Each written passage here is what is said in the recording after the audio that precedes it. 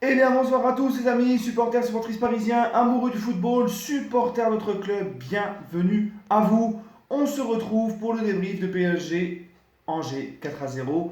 Supporters angevins, angevines, bienvenue également à vous, hein. Donc, les amis, vous m'excuserez, il n'y aura pas d'intro dans cette vidéo-là parce que j'ai été invité. Je viens juste de rentrer à la maison. À l'heure où je fais le débrief, il est 23h05. Donc le temps que je fasse le montage avec l'intro, ça aurait mis trop de temps. Le débrief serait sorti trop tard. Donc c'est pour ça qu'il n'y a pas d'intro. Bref les amis, c'est pas grave. On commence tout de suite par mes 3 points de la rencontre. Le premier, le PSG prend le large. Eh oui. Donc 4-0. On prend le large sur Angers qui était deuxième, qui était à 2 points sur nous. On commence à s'envoler, 21 points. Hein, voilà, le PSG avec encore la défaite de Marseille, la défaite de Monaco. On va voir Lyon demain face à Saint-Etienne. Malheureusement, on se rend compte que le PSG, ben, contrairement à ce qu'on pensait depuis le début de la saison, eh ben, c'est pareil. On a quasiment pas, c'est pas quasiment, c'est qu'on n'a pas de concurrent. Hein, et on commence déjà à prendre le large, à s'envoler. Mais bon, tant mieux pour nous, hein, les gars. Hein, tant mieux pour nous. Mais après, bon, on va nous dire que c'est de la faute au Qatar, mais, mais les autres clubs ne font pas le job. Donc, bref, c'est trop facile de se cacher derrière l'argent du Qatar. Mon deuxième point, du mieux. Oh, Parisien 88. Oh, il critique pas. Non, du mieux, les amis, parce que première mi-temps, je vous avouerai franchement que j'ai retrouvé le PSG, bah, comme d'habitude, dans la continuité de ce qu'on voit depuis le mois de mars, c'est-à-dire un PSG assez brouillon, assez pantouflard, hein, ça ne bouge pas quand on a le ballon. On marque 2 buts, mais c'était en contrepartie aussi. Hein, c'est Angers en face, c'est la défense d'Angers. Hein, c'est pas non plus un ogre de Ligue 1. On marque 2 buts sur un exploit individuel, encore une fois, hein, celui de Sarabia.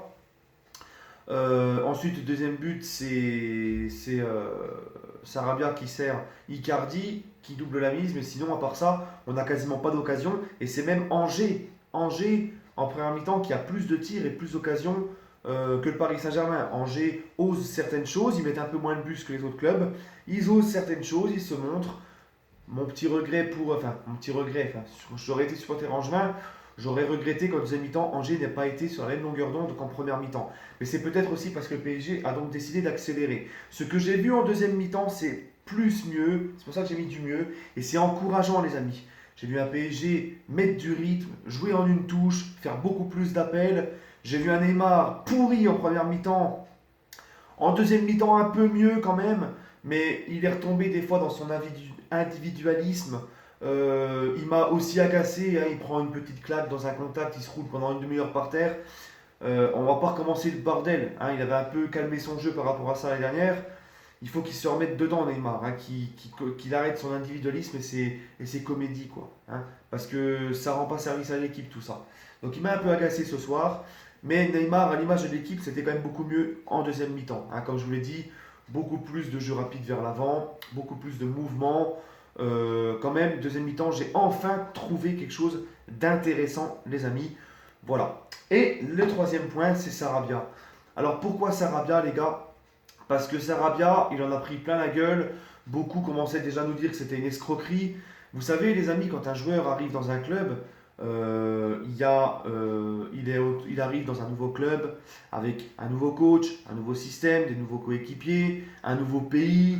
D'accord, il faut le temps qu'il s'habitue à tout ça. En plus de ça, Sarabia, avec le tutuche, il a été un peu trimballé à droite à gauche.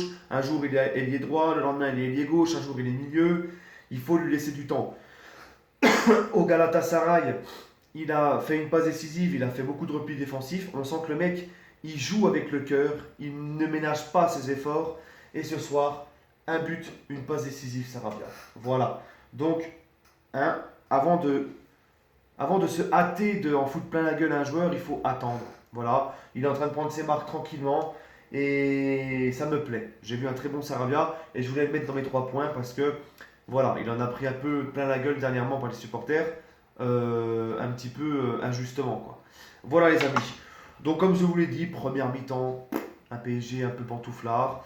On mène 2-0, Angers tente des choses, Angers sort de leur camp. Et deuxième mi-temps, bah, des Angevins qui restent, qui montrent moins de choses. Un PSG qui accélère. Le troisième but signé par Idrissa Gueye. Hein. Et le dernier but de Neymar qui va mettre son but. On sentait qu'il avait vraiment envie de mettre son but.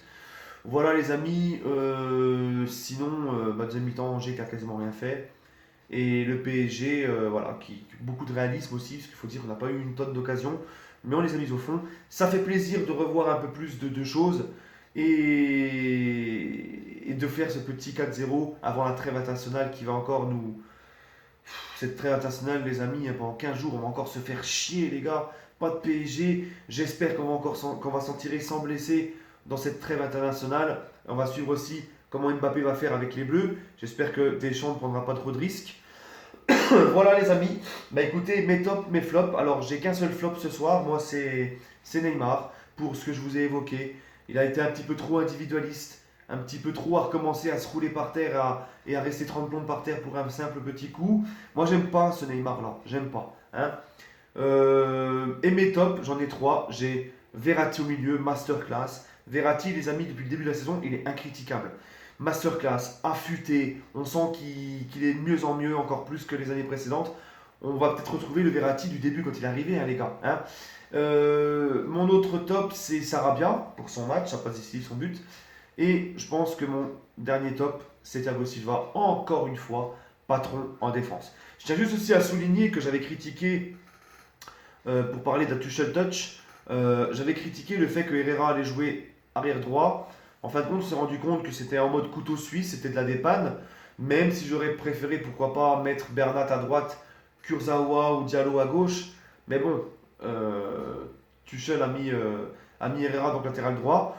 Il a fait son match, il a fait une passe décisive, même si j'ai trouvé que défensivement, sur son côté, il a pris parfois un peu le bouillon, mais il a quand même fait aussi des bonnes petites interventions, donc c'était bien aussi. Voilà. Bon, après, c'était de la bricole, hein, c'était encore une expérience de Tuchel, mais qui a bien fonctionné. Voilà, les amis, en tout cas, bah, je vous souhaite à tous une agréable nuit, et puis ou une agréable journée si vous regardez le débrief demain. Et puis on se retrouvera demain pour ma vidéo spéciale sur Zidane est-il encore l'homme de la situation au Real. J'avais dit que j'allais la faire. Et lundi, on se retrouve pour la semaine parisienne. Voilà les amis, sur ce, prenez soin de vous et allez Paris.